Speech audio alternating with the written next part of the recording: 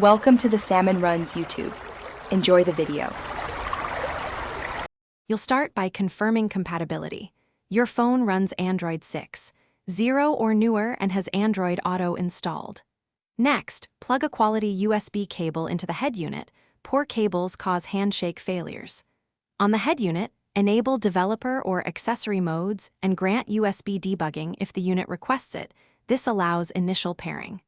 Once done, unlock your phone and accept any prompt to allow file transfer and Android Auto access so the two devices can communicate.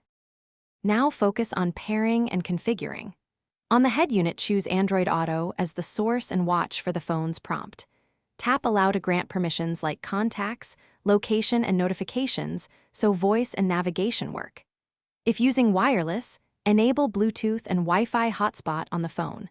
For wired use USB, and set the phone's USB mode to file transfer or Android Auto. Make sure default audio output is the head unit so media and calls route correctly. Finish by testing core functions. Start navigation, make a call, and play audio to confirm controls and mic work as expected.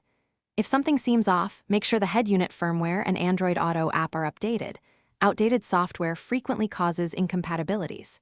If issues continue, reboot both the head unit and phone, replug the cable, and reinitiate pairing.